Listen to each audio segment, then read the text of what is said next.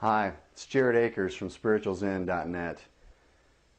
As many of you know, a lot of things have happened to me in the last few months. Last month, my father passed away 10 days after we found out that he was diagnosed with terminal cancer. He passed away, and so I've been going through that, and that's, I've been processing it like I should, and sometimes I think, God, should I be worse, or should I be, where am I at? And so, but I'm a big believer in emotions are just emotions, and I'm feeling what I'm supposed to be feeling. And like some days I'm fine, and then yesterday, my wife and I were at Home Depot, and I saw these little precision screwdriver sets, and I thought, I always have a hard time trying to figure out what to get my dad for Christmas, and I saw those, and I thought, oh wow, I bet he'd love that. And then, and then I was like, he's not here, he's gone. So, so it's things like that. But I'm getting through it. And then I just started a new job a couple weeks ago, and that's going really well, and I'm really liking that. But what I was thinking about more specifically was I wrote a post on spiritualzen.net recently about feeling, self-pity and low self-esteem, feeling sorry for yourself, and in which I'm giving away two free books, but actually you have to leave a comment on there on the post, which I just posted on spiritualzen.net a couple days ago, and you have to leave your comment before September 7th at midnight, so Central Standard Time, USA. So if you see this and you want to go leave a comment on there, it's the main post on the main page. You'll be able to have a chance to win a free book by Guy Finley titled The Courage to be Free, Discover Your Original Fearless Self. So, sorry, I totally hacked up that title. So, but that's it. It's a book by Guy Finley, and it's really good. So anyway, back to self-pity, low self-esteem. I was thinking about all these self-help gurus, and I love them all.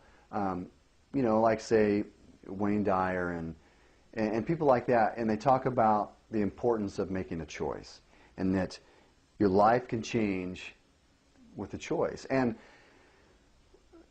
in self-pity, I think everyone can understand the logic and the reasoning behind the idea that nothing, negative thinking and self-pity is in no way ever going to make your life any better. It's never going to have a positive aspect on your life. And I think that most people can understand that. Yeah, I got it. I understand that. So why do we do it so much? And why? And I still do it from time to time. And I hate to put any blame on the media and society. Oh, it's always society. However, I do believe that has a lot to do with it.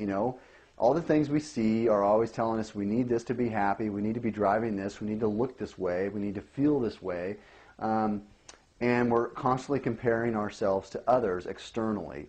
And I think that has a lot to do with that inner dialogue that we're constantly hearing telling us that we're not good enough. Now, sure, can we get past that? Yes, we can. We develop self-love, self-respect from the inside out. We get validation from the inside, thus we need less externally, and so we're less affected by those external things, but we still are. And so I think what I was thinking about, just more specifically, just on my drive home tonight from work, was how it's taken me, it took years and years and years to have that dialogue going in my head that I didn't really know what to do about, I didn't really know how to listen to, and more importantly, I didn't know the effect that it was having on my life.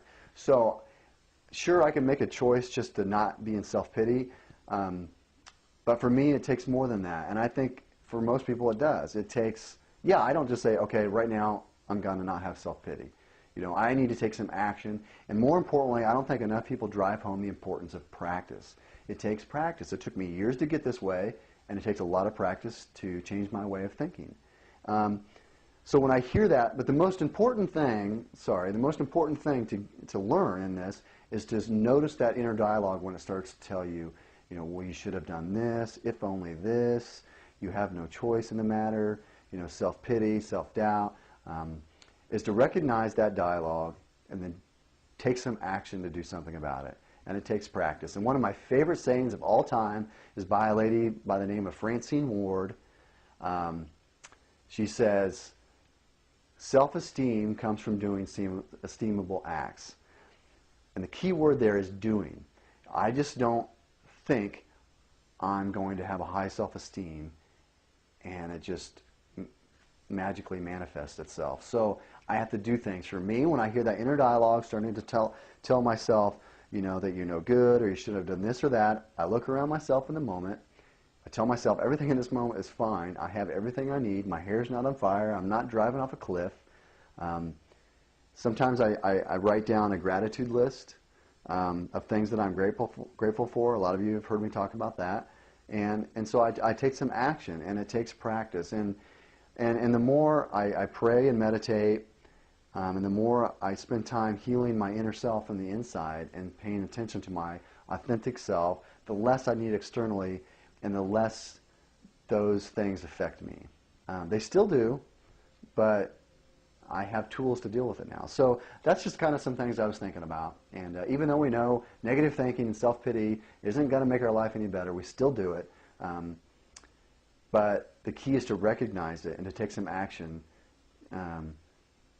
to try to get out of that and to keep practicing. Practice, practice, practice. Thanks.